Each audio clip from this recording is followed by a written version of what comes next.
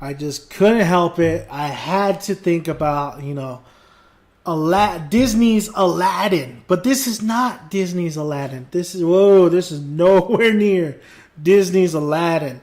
But that doesn't mean it's not good. I had a lot of fun. Of course, what I'm talking about is Magi, Labyrinth of Magic. I want to say Maggie, but it's Magi.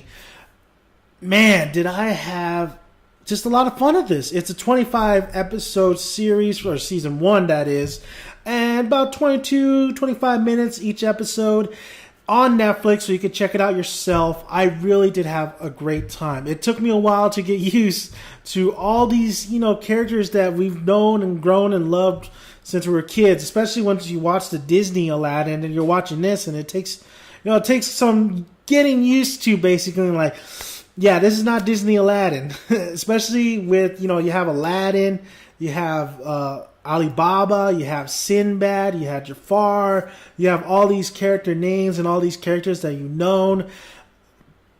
Gotta say, though, it just was a lot of fun to watch, especially with Aladdin. How Aladdin is just this little kid who has blue hair, who's so optimistic. It's pretty much a genie. He has a genie who calls Ugo. It was really fun watching Aladdin and how much of good heart he has. Now, Aladdin is a Magi, which is basically somebody who appoints a king candidate.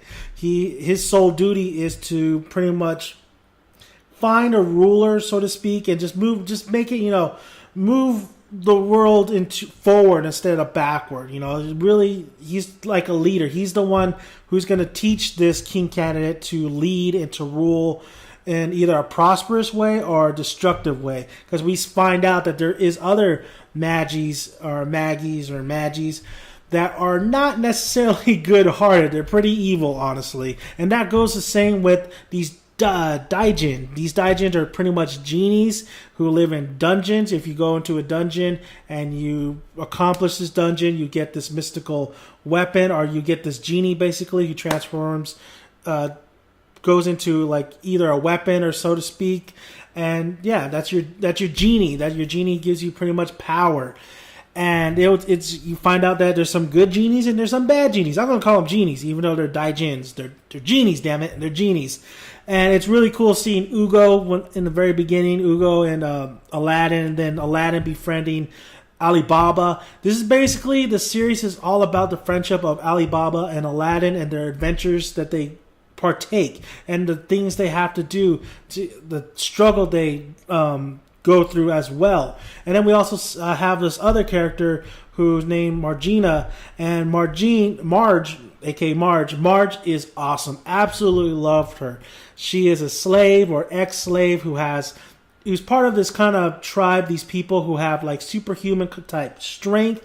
Loved every minute she was on screen. The animation in her fighting was beautifully done. The animation in Magi season 1, it's reminded me of Fairy Tail a little bit, but the fighting, the use of magic, the use of everything, the use of their weapons, the use of the genie, all the animation looked very clean, looked very great, especially the hand-to-hand combat with Marge involved was beautifully done. I had a lot of fun every time she fought. I had a lot of fun every time Aladdin brought out his maids type stuff. And then you also have Roku.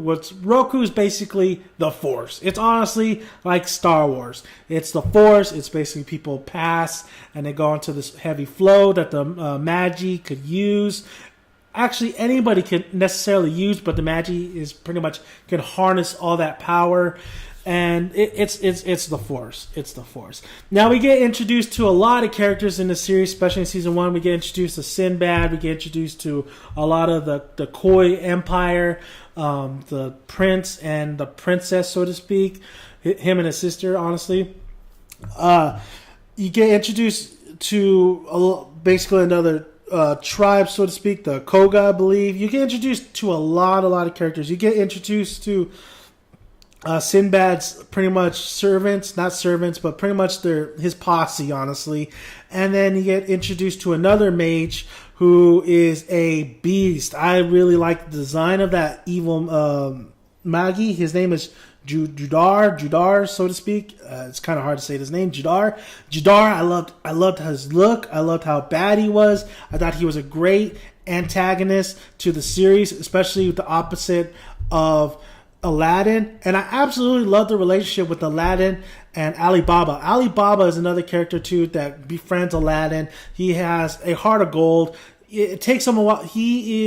There's no spoiler alerts here. He's a king candidate to Aladdin, basically, and he needs to find his own inner strength. And through this whole series, that's exactly what happens. He's finding his own inner strength, his own self-worth. Someday he's going to rule a city or empire, and he needs to find that. So it was kind of frustrating sometimes throughout when watching it and seeing him, this potential he has, the leadership he could gain, and sometimes he just never really reaches that, and sometimes it was a struggle to reach that, and you were frustrated with that.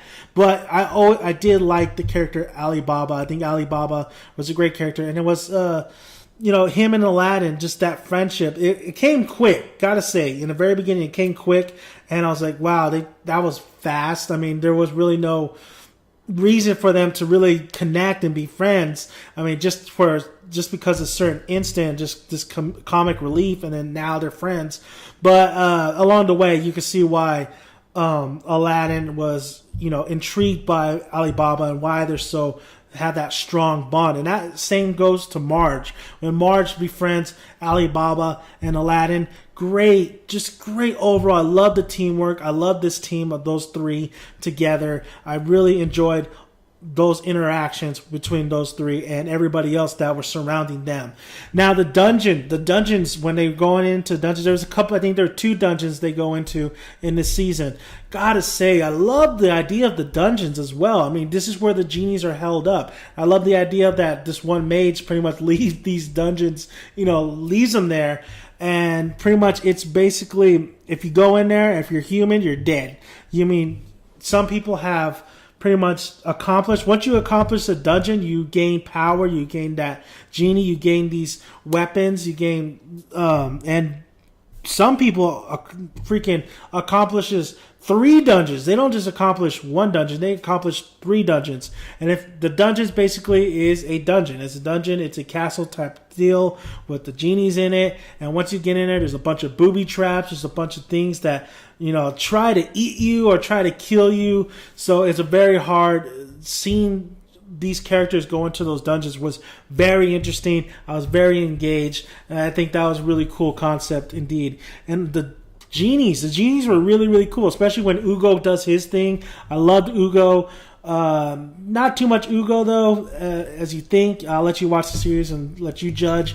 But the other genies were also really cool. When the dark demon type genies were really, really cool as well. I love the designs on them. So when you see those dark, pretty much genies, the metal vessels or whatever, they're really, really cool. I really liked the designs. I thought the designs were really well done. I thought the friendships and the sadness that happened throughout the season, because there is funny moments, not as much as you think, but there's some funny moments. But the sad parts, the bonds that need to be broken throughout the series, very well done. Some of the backstories are so well done as well. You've kind of seen it before, but it was executed beautifully. I really felt the bond between a lot of the different kind of characters with each other. And Sinbad, man. Sinbad's my man. Sinbad's cool as hell. And Aladdin, I could go with this Aladdin. This Aladdin's funny as hell. He loves boobs. Who doesn't want to root for a guy like that? So Aladdin, it definitely felt like this is just the opening of Aladdin's potential. You think he's going to be this great, powerful being, but he is not there yet. He doesn't even know what a Magi is. He's really going along his journey to find out what he is, what it really means to be a Magi, and what he has to do. What is his goal and what he has to do. And he just goes through adventures to find out what that is. So it's great to be on board with Aladdin. It's great to see Alibaba really grow as a character. And Marge, man, I just absolutely love Marge. Ex-slave, superhuman power. She really cares for her friends. The fight man, she's so just beast when she fights. She really gives her all. Absolutely love that character. I think she's one of my favorite strong female characters I've seen in anime. She's really, really cool. I really like her. I really like her backstory. I really like how she met Aladdin and Alibaba and how they formed their relationship as well. So really great stuff. And the music, man, the OST was pretty good. It wasn't too bad. It wasn't phenomenal, but there's some great pieces of music in here, especially the somber, sad melodies. It was really nice to hear those. And I love my sad and somber melodies, and I thought they were great in this Magi. I thought it was really nice. I thought the music definitely fit the tone, the environment it was going for, and it definitely has that Saba Arabia type feel to it. The costumes, the designs were well done. Like I said, the animation was great. I like how they did their teeth. If you see Alibaba's smile, it's just one big, it's not detailed teeth. It's just like one big kind of like teeth. I don't know why. I like the animation on that one, especially when the characters smile. When they smile, you smile. There's actually a point where there's dancing going on in the background and there's festivals, and I thought the animation looked great on that as well. So a lot of some heartbreaks, a lot of sadness going on it. If you think about it, a lot of backstories that are pretty damn sad, but a lot of some humor that will get you along the way. Characters that you'll root for, that you'll follow, and you want to see what happens to them. I think this series definitely is a winner. I think I definitely want to go and try to read the manga as much as possible, try to catch up to where it is today.